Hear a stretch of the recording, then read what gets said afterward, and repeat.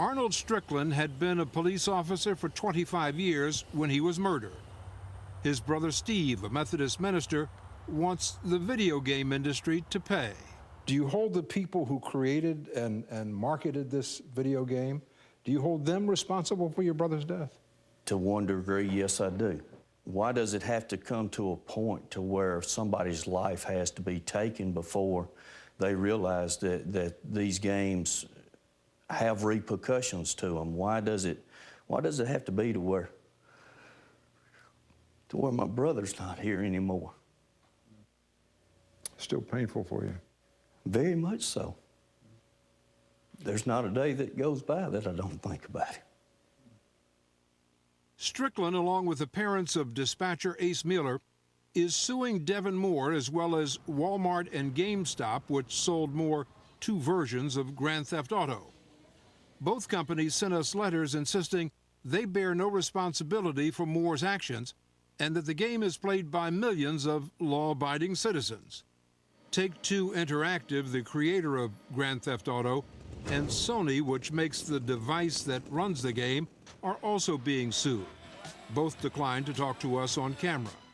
Instead, we were referred to Doug Lowenstein, who represents the video game industry. Lowenstein is not named in the lawsuit and says he can't comment on it directly. I would imagine you wouldn't feel comfortable trying to defend a game like Grand Theft Auto. Well, you know, it's not my job to defend individual titles. My job is to defend the right of people in this industry to create the products that they want to create. That's free expression. A police officer we spoke to said our job is dangerous enough as it is without having our kids growing up playing those games and having the preconceived notions of let's kill an officer. It's almost like putting a target on us. Can you see his point? Look, I have great respect for the law enforcement officers of this country, and I'm not going to, they put themselves on the front lines. I don't think video games inspire people to commit crimes. If people have a criminal mind, it's not because they're getting their ideas from the video games. There's something much more deeply wrong with the individual, and it's not the game that's the problem. You know, I think a lot of people watching this are going to have a problem with the idea that Grand Theft Auto, the video game, somehow caused Devin Moore to actually pull the trigger, because that would seem to remove the concept of personal responsibility in this act. And at the end of the day, if indeed he did kill 3 men, wasn't that his decision? And shouldn't he suffer the consequences? There's plenty of blame to go around. Fact is, we think Devin Moore is responsible for what he did. But we think that the adults who created these games and in effect programmed Devin Moore and assisted him to kill are responsible, at least civilly. Thompson says video game companies had reason to foresee that some of their products would trigger violence, and bolsters his case with claims that the murders in Fayette were not the first thought to be inspired by Grand Theft Auto.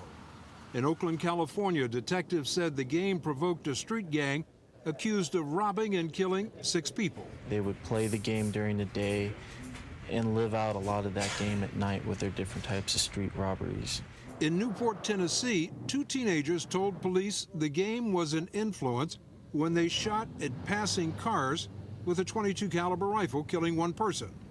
But to date, not a single court case has acknowledged a link between virtual violence and the real thing. Paul Smith is a First Amendment lawyer who has represented video game companies. What you have in almost every generation is a new medium that comes along and is subject of an almost hysterical attack. If you went back to the 1950s, it's hard to believe now, but comic books were blamed for juvenile delinquency. And I think what you really have here is very much the same phenomenon playing itself out again with a new medium. Why do you think the courts have ruled against these kinds of lawsuits? If you start saying that we're going to sue people because one individual out there read their book or played their game and decided to become a criminal, there is no stopping point. It's a huge new swath of censorship that will be imposed on the media. Despite its violence, or because of it, the fact is that millions of people like playing Grand Theft Auto. Steve Strickland can't understand why. The question I have to ask the manufacturers of them is, why do you make games that target people that are to protect us, police officers, people that we look up to, people that I respect with high admiration. Why do you want to market a game that gives people the thoughts, even the thoughts of thinking it's okay to shoot police officers? Why do you want to do that?